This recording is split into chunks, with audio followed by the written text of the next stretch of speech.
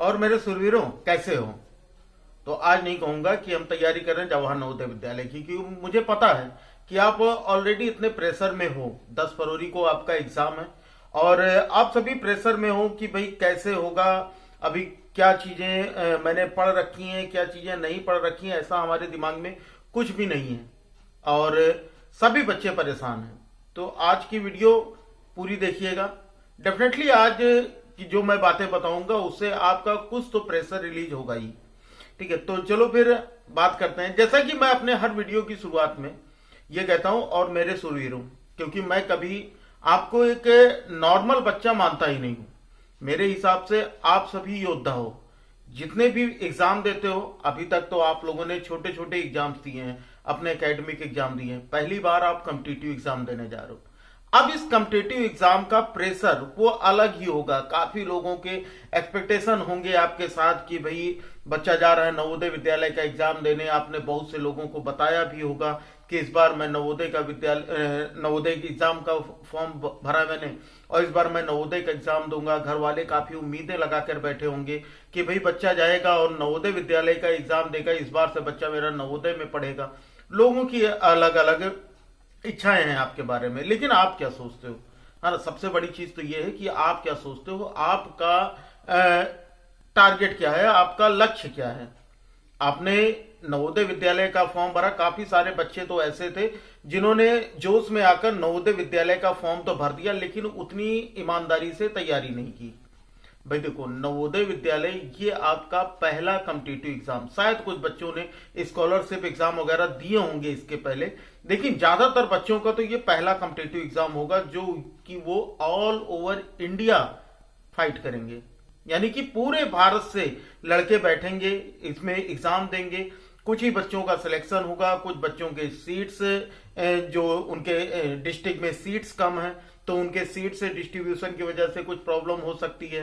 क्योंकि 6 में तो एडमिशन होना फिर भी थोड़ा आसान होता है, लेकिन 9th का भैया बहुत ही मुश्किल होता है।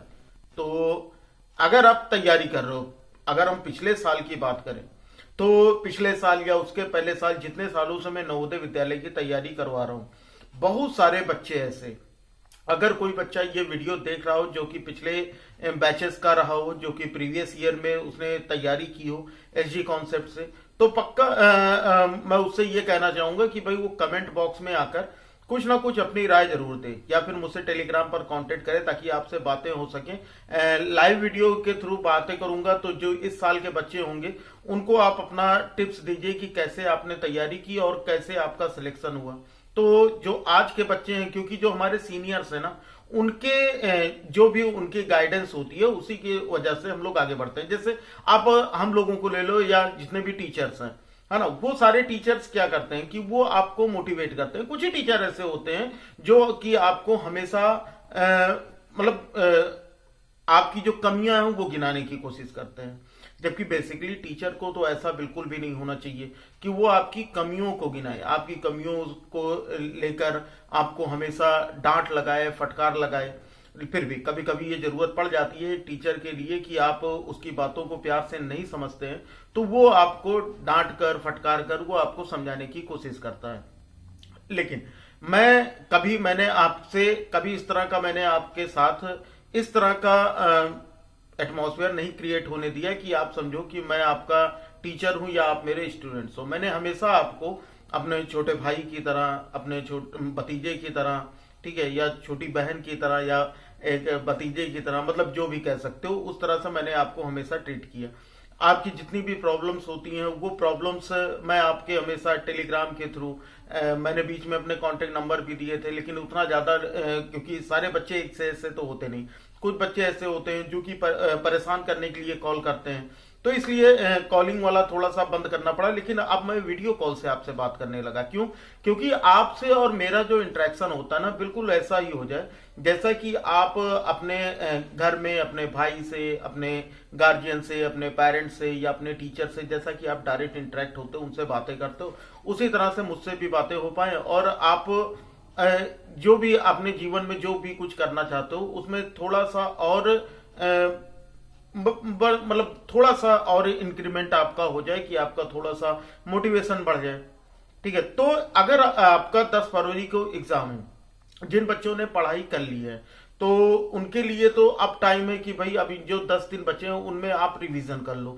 ठीक है, जितनी चीजें आपने पढ़ रखी हैं, क्योंकि यहाँ पर भी कई सारी क्लासेस चल रही थी जो कि आपको रिवीजन बेसिस पर पढ़ाई जा रही थी। मैथ का जो है वो तकरीबन कंप्लीट हो चुका है, अब साइंस का आपका शुरू होगा। लेकिन मैं ये चाहूंगा कि आप अगर तैयारी कर रहे हो तो आप अपनी स्कूल की बुक, जो आपके स्कूल के टीचर पढ़ाएं, जो कि आपने स्कूल के नोट्स बनाए हैं, आप उनसे एक बार जरूर आप रिवाइज कर लो चीजों को। क्योंकि जो आपने अगर कोई पर्टिकुलर बुक परचेज कर रखी है ना, तो हो सकता है कि भाई उस बुक से ज्यादा चीजें आपको एग्जाम में ना मिले।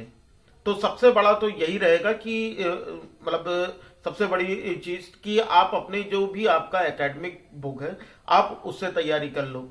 बाकी अगर आपको कुछ चीजें नहीं समझ में आती हैं तो आप प्रीवियस वीडियोस देखो जो कि पहले मैंने अपलोड कर लिए हैं, क्योंकि अब इन दिनों में, इन 10 दिनों में इतना पॉसिबल नहीं है कि सारी के पूरा का पूरा सिलेबस पढ़ाया जा सके। अगर मान लो कि मैं ठान भी लेता हूं कि मैं इन 10 दिनों में आपका पूरा मैथ, साइंस, इंग्लिश, हिंदी, मैं सारी चीजें आपका पूरा सिलेबस मैं कंप्लीट कर दूंगा, तो भाई देखो आप उतना पढ़ नहीं पाओगे। ठीक है, क्योंकि अभी आपको स्कूल भी जाना है, आपको स्कूल का भी प्रेशर है, साथ में आपको होमवर्क्स वगैरह करने रहेंगे। तो इतना अगर 7-8 घंटे की रोज क्लासेस चलेंगी तो आप डेफिनेटली उतना मैनेज नहीं कर पाओगे। तो सबसे बड़ा चीज यही है कि ज्यादा प्रेशर लेने से अच्छा है कि आप प्रेशर को रिलीज करो।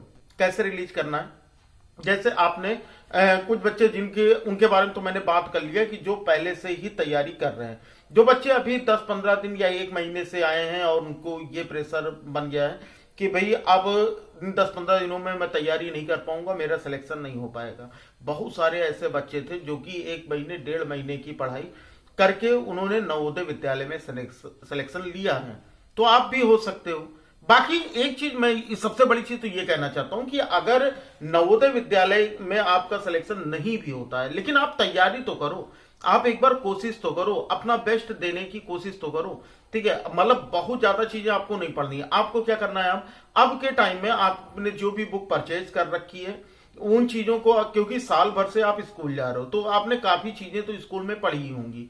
ठीक है, तो आप उन्हीं चीजों को रिवाइज कर लेना। ठीक है, समझ लेना कि आपका एनुअल एग्जाम है, आप 10 फरवरी को जो नवोदय का एग्जाम होने वाला है वो ऐसे पढ़ के जाना कि ये समझ पढ़ लो, ऐसा पढ़ लो कि 10 फरवरी को आपको एनुअल एग्जाम है और आपके टीचर ने ये कहा कि भाई एक ही एग्जाम देना है और आप टॉप कर दोगे।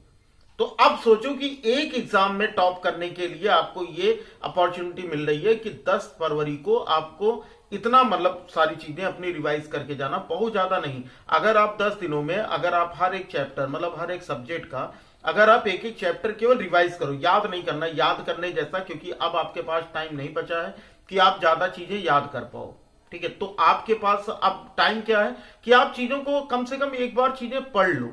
ठीक है, इसका जानते हो एक साइकोलॉजिकल इफेक्ट होता है, क्योंकि मैं भी एक कंप्यूटर रहा हूं तो मुझे ये पता है कि भाई चीजें, जैसे मेरी एग्जाम में जो एसएससी, बैंक या रेलवे, इन सब के एग्जाम्स में जीके आता था और जीके मुझे याद नहीं होता, तो मैं क्या करता था कि भाई एक बार में उठाता था और सारी जीके जो है वो पढ़ डालता था।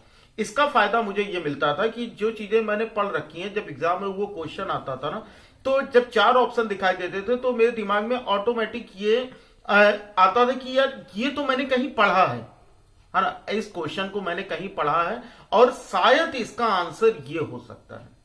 अगर आप एक बार पढ़ लोगे ना तो ये आपका, मतलब तुक्का लगाने का जो कॉन्सेप्ट है ना, कि आप अंधे बन के तुक्का लगाओ, उससे तो काफी ज्यादा 75% चांस होंगे कि आपका तुक्का सही होगा। क्यों?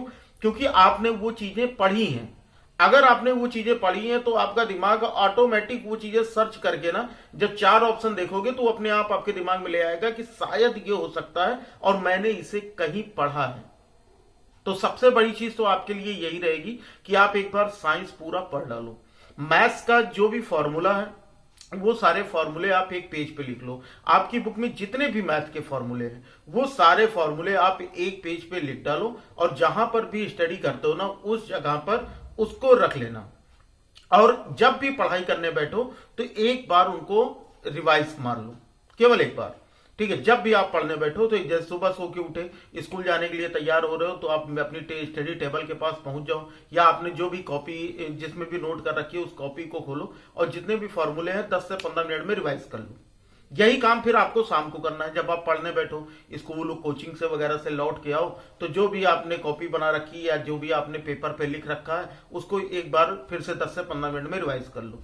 इसका फायदा क्या होगा कि जो आपका नवोदय एग्जाम होता है ना, उसमें मैथ्स के बहुत सारे क्वेश्चंस ऐसे आते हैं जो कि केवल और केवल फॉर्मूले बेस पे होते हैं। यानी अगर आपको फॉर्मूला याद होगा, आप सीधे वैल्यू रखोगे और आपका आंसर आ जाएगा।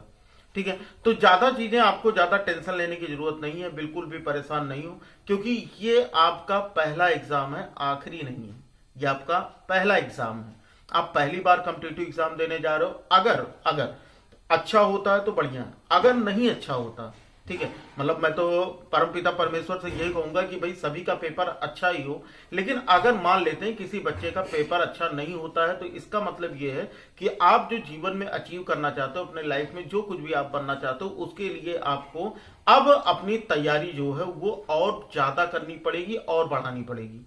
नेक्स्ट ईयर में आप क्लास 8 में जाओगे, तो क्लास 8 की तैयारी हमको कैसे करनी है भाई, हम आगे की कॉम्पिटिटिव एग्जाम की भी हमको तैयारी करनी है। तो क्लास 8 की जो क्लास 9th की हम प्रिपरेशन शुरू करेंगे अप्रैल से, वो बिल्कुल शुरू करेंगे और ऐसा शुरू करेंगे कि आपकी जो आगे आपके कॉम्पिटिटिव एग्जाम्स हो, वो कॉम्पिटिटिव एग्जाम्स आप अच्छे से निकाल पाओ। ठीक है, तो सभी लोग तैयार रहना।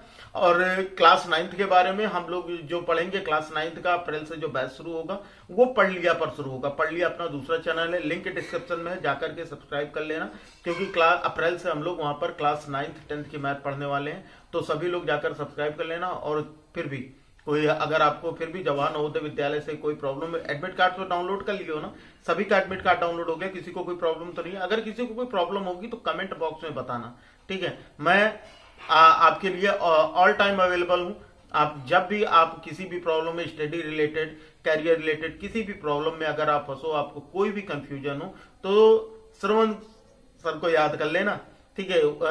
टेलीग्राम का भी लिंक दिया गया है, बाकी यूट्यूब चैनल तो आपके लिए है ही है, तो आप इसके डिस्क्रिप्शन में तो मैं दूंगा, आप कमेंट में अपने क्वेश्चन पूछ सकते हो, ठीक है। तो उम्मीद करूंगा कि इस वीडियो को देखने के बाद डेफिनेटली आपका कुछ ना कुछ प्रेशर रिलीज हुआ होगा। फिर भी अगर आपके मन में कोई सवाल हो तो भैया आपके सवालों का स्वागत है, सभी लोग कमेंट बॉक्स में डाल दीजिएगा। वीडियो कैसी लगी ये जरूर बताइएगा, आपकी तैयारी कैसी चल रही है ये जरूर बताइएगा, और एडमिट कार्ड आपने डाउनलोड कर लिया है या नहीं कर लिया है ये भी बताइएगा। तो सारी चीजें करते रहिए, पढ़ते रहिए, बढ़ते रहिए। फिर हम मिलते हैं अगली वीडियो में, तब तक लिए जय हिंद, वंदे मातरम, जय श्री राम, राधे राधे।